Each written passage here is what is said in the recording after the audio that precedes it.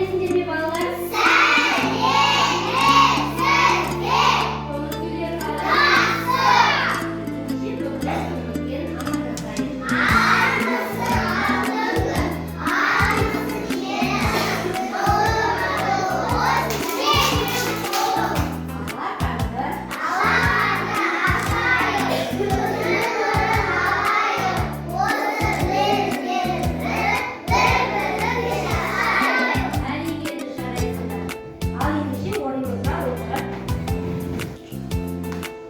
Ал балалар, бүгінгі біздің іс-әрекетіміз Мақал сөздің азығы, Жұмбақ, ойдың, қазығы деген тақырыпта біз екі топқа бөлінуге сұңқар тобы және тұлпар тобы.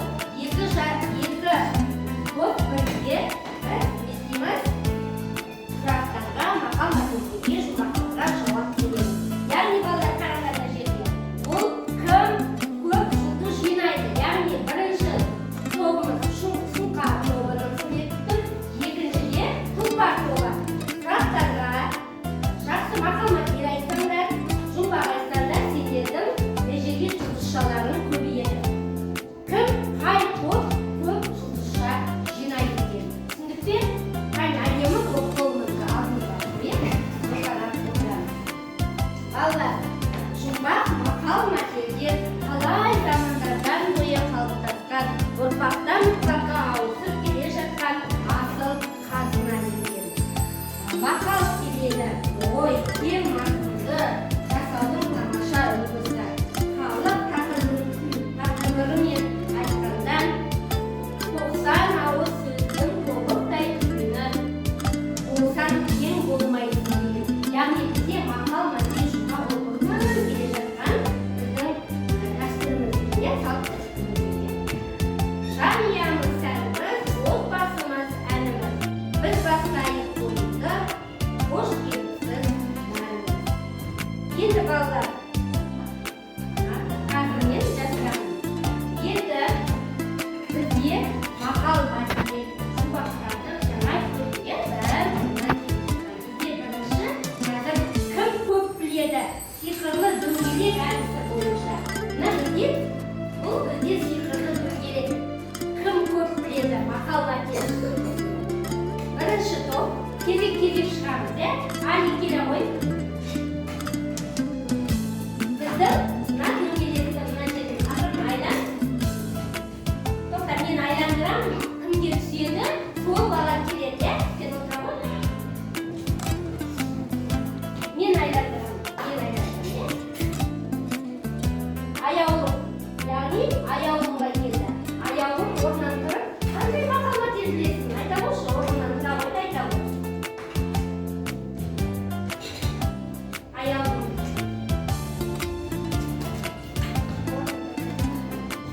Қандай мақал мәтел білесің?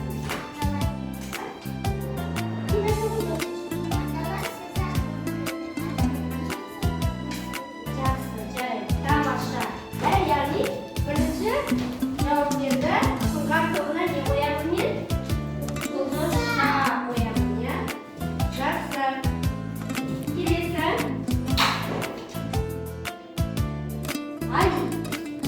Али келе ғой. Сол орында тұрып айта берсін, бір мақалды айта берсін, мақал мәтелді айт. Айта ғой. Қандай мақал мәтел?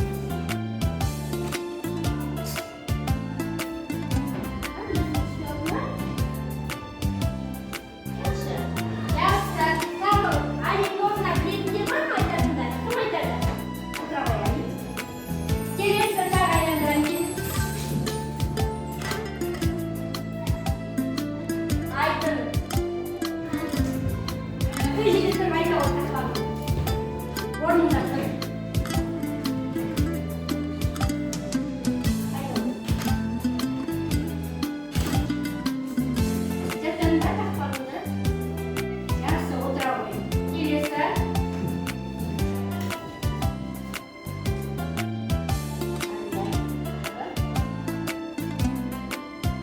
Мери, бір ғана мақал мәтел айта ғой.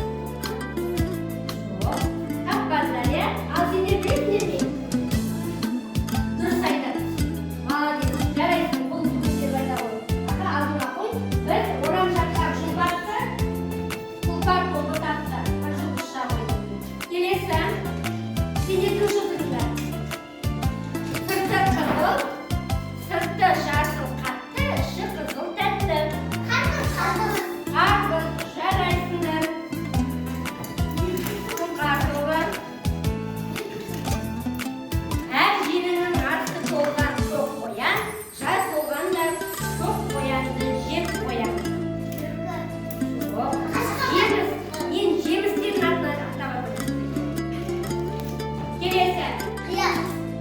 Дұрыс айттың. Жарайсың. Қияқ. Иә, қолымызды деп айтамыз. Енді бұтағында азығы, ортасында қазығы. Бұтағында азығы, яғни азық дегеніміз жейтін нәрсе. Ал ортасында қазығы. Ол қандай жеміс? Алма. Дұрыс айтады. Алма. Алма, яғни алма ортасында ағашын қазығы деп атайды. Енді келесі жыл мезгілдер. Қыс мезгіліне байланысты жұмбақ қоямыз. Қыста ғана болады, ұстасаң қолың тоңады. Қар. Дұрыс. Жарайсың.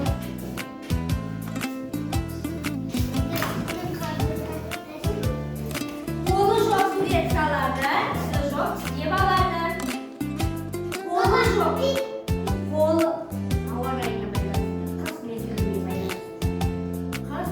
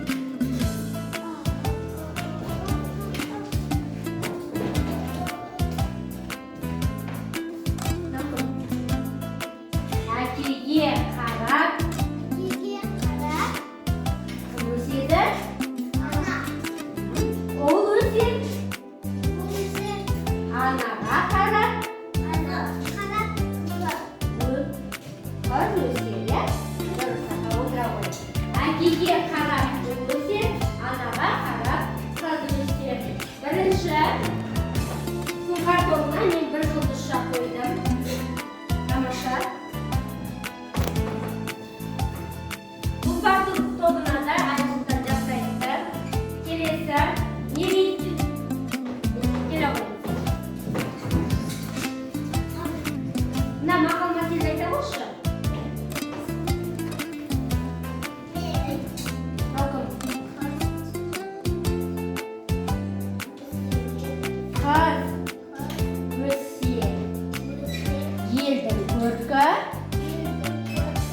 Гүл өссе, ненің көркі? Не? Жердің көркі. Тағы кім айтады? Аяулым?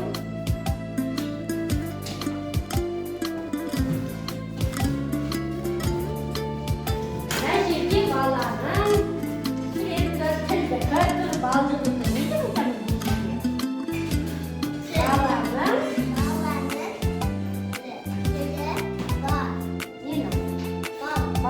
Баланың тілі бар. Айдың отырамыз. Ал енді балалар, бері қараймыз. Келесі жұмбақ. Мына жұмбақтарға қараңдар. Қардай аппақ, балдай тәтті. Мына жерде бізде аппақ үшеуі де тәтті. Қайсысы деп ойлайсыздар? Қардай аппақ, балдай тәтті. Қолымызды көтереміз. Нариман? Қан. Дұрыс айтады. Келесі сұңқар тобы. Күнде оған қараймын, қара шашты тараймын. Жасмин айта қойшы. Али айна екен. Келесі. Мына жерде балалар қараңдар. Жұмбақтың шешуін табу үшін мына үшеуінің біреуін табу керек екен. Үшеуі ұқсайды, қараңдар. Үш көзді батыр жолда аңдып жатыр. Үш көзді батыр жолды аңдып. Дұрыс айтады. Бағдаршам. Яғни мен жұлдызшаны сұңқар тобына және тұлпар тобына біреу ояды.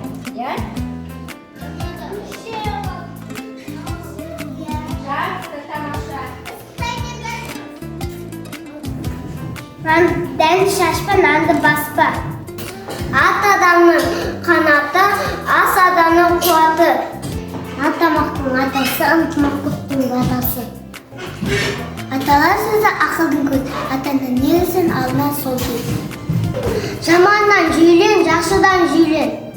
Өз қолға қол батыр. Жаманнан жүйлен, жақшыдан жүйлен. Оқу, білім, лағып. Атадан өсиет, анадан қасиет.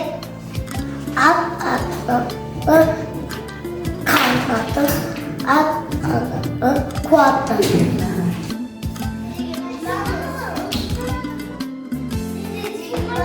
Ал енді балалар, бізде мынау кері байланыс. Нектар қосынды көріп тұрсыңдар ма? Мақал мәтелімізге арналған оқу іс-әрекетіміз сендерге ұнады ма? Ұнаса, асықтарда мына жерде қызыл, жасыл, сары асықтар бар. Тыңдап алыңдар, мен айтамын. Ұнаса, өте жақсы дегенде жақсырасыңдар. Түсінгені жақсы болып десеңдер, сары асықты жақсы түсінді жүргенге қоясыңдар. Ал мен сабақ түсінгенім маған ұнамады десеңдер, онда қызыл асықты мына жерге қоясыңдар. Яғни бәрін түсініп ұнаса жасылға, екінші сарыға, үшіншісі түсінбедім, ұнамады деген қызылға жақсы құрамыз. Келе қойыңдар. Кел, барлықтарың кел. Бір-бір асықтан аламыз. Тек қана